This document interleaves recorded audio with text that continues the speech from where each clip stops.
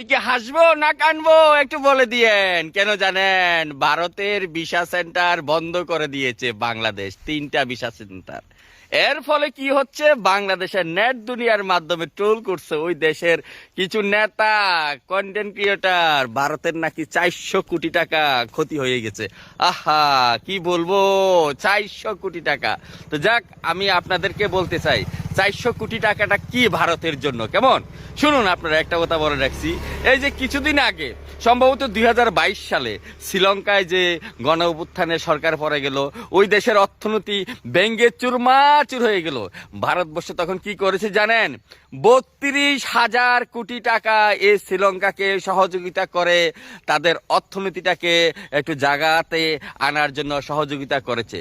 যদিও শেষ পর্যন্ত শ্রীলঙ্কা বেমানি করেছে, শেষ পর্যন্ত চীনকে বন্ধু হিসাবে টেনে নিয়েছে, ওইটা বাদ দিন। তারপরে আসুন আপনারা তুরস্ক, যে দেশটা ভূমিকম্পে প্রাকৃতিক বিপর্যয়ে একবারে তছনছ হয়ে গেছে, তখন কি হয়েছে জানেন? ভারতবর্ষ এই তুরস্কের জন্য প্রায় 36,000 কোটি টাকা অনুদান দিয়েছেন ওনাদেরকে। এবং ভারতের প্রচুর যে উদ্ধারকারী দল ওইখানে গিয়ে ওনাদেরকে উদ্ধার করার জন্য সর্বোচ্চ সহযোগিতা করেছেন। কিন্তু তুরস্ক কি করলো জানেন? এই যে অপারেশন সিন্দুরের সময় পাকিস্তানকে ড্রোন দিয়ে সহযোগিতা করেছে, এতে কিচ্ছু আসে যায় না। ভারতের অর্থনীতি বিশাল বড় অর্থনীতি, আপনারা হয়তো জানেন না। পৃথিবীর 4র্থতম অর্থনীতির দেশ ভারতবর্ষ। প্রায় 620 বিলিয়ন মার্কিন ডলারের বৈদেশিক মুদ্রা স্থিতি আছে ভারতবর্ষের। এটা আরো বাড়ছে এবং বাড়বে, এবং অদূর ভবিষ্যতে ভারতবর্ষ চেষ্টা করছে প্রথম স্থান ধরে রাখার জন্য। তো আপনাদের এই 400 কোটি টাকা না, আমাদের যে ভারতবর্ষ আছে এখানে যে উত্তর পূর্বাঞ্চলে যে 7টা রাজ্য, আপনারা সেভেন সিস্টার যে বলেন, এই সেভেন সিস্টারের একটা রাজ্য হলো ত্রিপুরা। জনসংখ্যা প্রায় 40 লক্ষ, সরকারি কর্মচারীর সংখ্যা প্রায় 2,30,000। এই কর্মচারীদের বেতন ভাতা দিতে কত খরচ করে ভারত সরকার জানেন? প্রায় 30,000 কোটি টাকা খরচা করে এই কর্মচারীদের শুধু বেতন ভাতা দিতে। আর আপনারা বলছেন কি 400 কোটি টাকা আমাদের ক্ষতি হয়ে গেছে না? আহা রে, কি অবস্থা!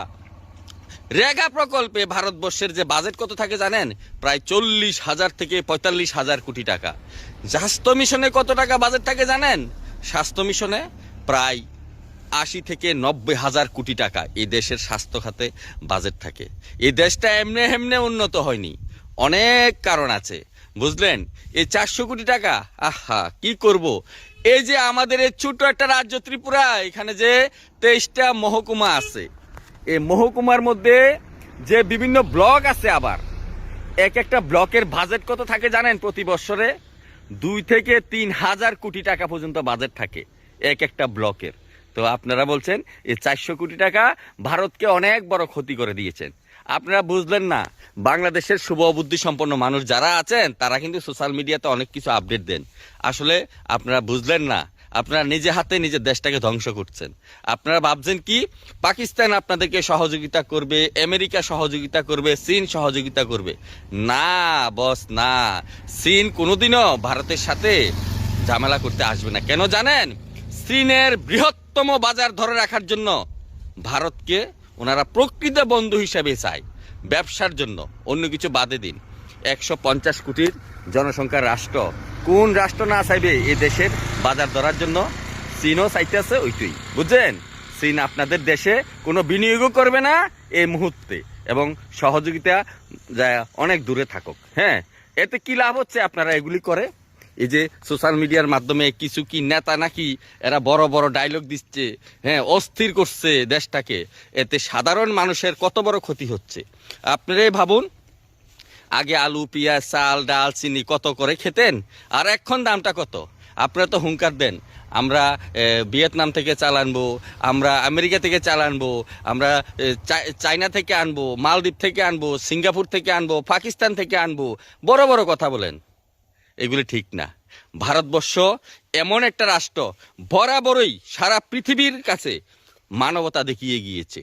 ভারতবর্ষ বরাবরই যে বিপদে পড়ছে তাকেই সহযোগিতা করছে। 1971 সালে আপনারা ভুলে গেলেন না? হ্যাঁ, বাঙালি জাতি কোনোদিনও উন্নত করতে পারবে না। এই যে উপকারগুলি এত সহজে বলে যায়, এতে আমাদের ভারতবর্ষের কোনো কিছু আসে যায় না, এই যে বলার জন্য, বুঝছেন? কিন্তু আপনাদেরকে সর্বোচ্চ সহযোগিতা করেছে ভারতবর্ষ। কখনো এই যুদ্ধ টুদ্ধ এগুলি চায় না, শুধু এতটুকুই চায় আপনার প্রতিবেশী রাষ্ট্র, এখানে আপনারা সুন্দরভাবে, হ্যাঁ, সুন্দর সংস্কৃতির মাধ্যমে আপনারা বন্ধুত্ব সুলভ আচরণ করুন। এই উগ্রবাদী আইএসআই, এই যে বিভিন্ন উগ্র সংগঠনগুলি আছে, ওদেরকে আস্তানা যেন না দেন আপনারা। সন্ত্রাসবাদী যে কোনো দেশের জন্য বিপজ্জনক, ওনারা দেশের পরিকাঠামো উন্নয়ন সব কিছুতে বাধা সৃষ্টি করে, ওদের থেকে দূরত্ব থাকুন।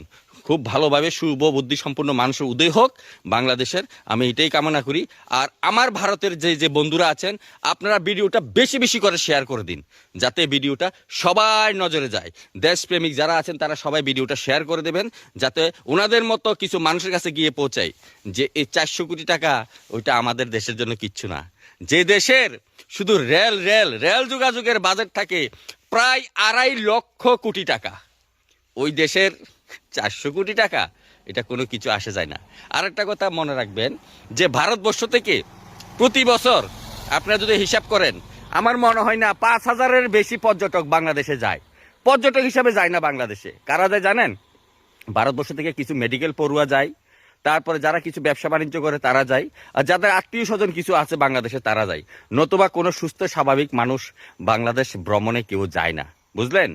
আর বাংলাদেশ থেকে হাজার হাজার মানুষ, লক্ষ লক্ষ মানুষ চিকিৎসা পরিষেবা নেওয়ার জন্য আমাদের ভারতবর্ষে আসে। ওইটাই আমাদের গর্ব যে আপনাদের মতো মানুষদের আমরা সহযোগিতা করতে পারছি। আমি বারবার দেখলাম, চেন্নাইতে গেলাম, বেঙ্গালুরুতে গেলাম, হ্যাঁ, ওইখানে যে চেন্নাই যে ভেলোর হসপিটাল আছে, সিএমসি বা অ্যাপোলো হসপিটাল আছে বা নিমাস আছে, এখানে দেখলাম প্রচুর বাংলাদেশি রুগী। ওনাদের চিকিৎসা পরিষেবা ওইখানে নাই, ওইখান থেকে চিকিৎসা পরিষেবা নিয়ে ওনারা সুস্থ বা স্বাভাবিক হয়ে দেশে ফিরে যাচ্ছেন। তো এই দেশে সমস্ত কিছু নিয়ে আবার দেশে গিয়ে এই দেশকে গালিগালাজ করবেন, ওইগুলি মোটেই শুভবুদ্ধি সম্পন্ন মানুষের কাজ না। এগুলি থেকে বিরত থাকাটাই উত্তম আমি মনে করি। ধন্যবাদ, ভালো থাকবেন।